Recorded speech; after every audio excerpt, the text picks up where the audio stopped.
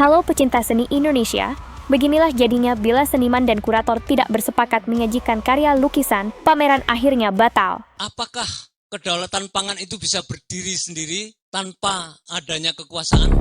Nasib ini harus dialami oleh Perupayo Suprapto, yang berencana memamerkan sejumlah karya seni bertajuk Kebangkitan Tanah untuk Kedaulatan Pangan di Galeri Nasional akhir tahun 2024. Peristiwa penundaan atau pembatalan atau kita sebut saja pemberedelan pameran seni merupakan presiden buruk dalam dunia seni di Indonesia. Peristiwa yang memalukan mengingat sepak terjang seni di Indonesia yang mengusung tema sarkas, kritik, atau yang berbau caci maki bukanlah hal baru. Toh, para seniman Indonesia, termasuk Yos Suprapto saat berkarya mengusung tema realisme sosial punya metafora yang khas. Melihat karya seni seperti itu tentu tak seperti nyekol layar smartphone kan? Lantas melabeli seniman begini dan begitu, nggak semudah itu. Di sisi kurator, sependek yang kami ketahui, Suwarno Wisetrotomo bukanlah kurator kaleng-kaleng guys. Kurator mumpuni yang telah banyak menjadi penyaji karya seniman Indonesia lewat proses kuratorial yang ketat. Suwarno telah banyak mengkurasi karya seni di berbagai event seni rupa Indonesia. Tapi entah kenapa, ini kali ada lain. Mari kita simak pernyataan Suwarno Wisetrotomo. Terdapat dua karya yang menggambarkan opini seniman tentang praktek kekuasaan. Saya sampaikan kepada seniman bahwa karya tersebut tidak sejalan dengan tema kuratorial dan berpotensi merusak fokus terhadap pesan yang sangat kuat dan bagus dari tema pameran.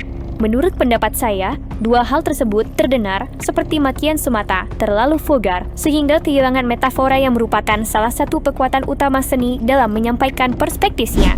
Lukisan Konoha 1 menggambarkan raja bermahkota Jawa yang meninjak beberapa orang dengan dikawal pasukan bersenjata. Konoha 2 pula dianggap pornografi, ada ketelanjangan hingga harus ditutup dengan kain hitam. Berikut ini pernyataan Yos Suprapto.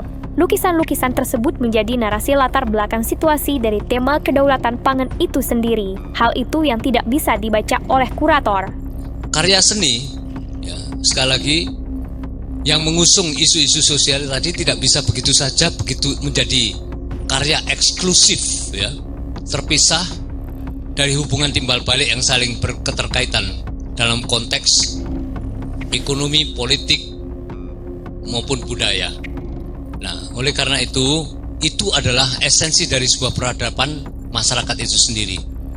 Nah, sekali lagi saya jelaskan karya seni itu adalah salah satu bentuk kesaksian sebuah kejadian budaya yang terjadi pada waktu di mana sang senimannya atau penciptanya hidup. Nah, ini mencakup budaya pikir, sikap dan tindakan manusia secara individu maupun kolektif. Saya tidak mau berasumsi, tapi kurator seperti ada ketakutan-ketakutan terhadap politik praktis dan tindakan represif pemerintah. Sang perupa sempat mengiyakan menutup dua lukisan dengan kain hitam. Namun, ia juga diminta menurunkan 3 lukisan. Inilah yang membuatnya untuk menolak semua permintaan itu. Dan itu harus diturunkan dan tidak boleh dipasang.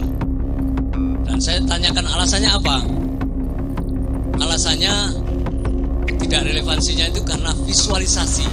Pihak Galeri Nasional pula menyatakan penundaan pameran sebagai konsekuensi dari dinamika yang terjadi. Selanjutnya, Galeri Nasional menyatakan penundaan pameran merupakan upaya untuk menjaga standar kualitas dan konsistensi pameran dalam menghadirkan karya-karya yang relevan dengan tema yang telah ditetapkan. Bagaimana tidak dibredel? Orang saya seorang senimannya aja masuk ke dalam ruang di mana saya menaruh karya-karya saya, itu saya tidak bisa. Saya tidak mau lagi berurusan dengan Galeri Nasional dan Kementerian Kebudayaan, kata Yos Suprapto. Sebenarnya heran juga sih, kenapa kurator sekelas Suwarno dan Galeri Nasional membredel karya Yos Suprapto? Apakah seniman Indonesia harus tunduk terhadap kurator dan galeri? Bagaimana menurut netizen?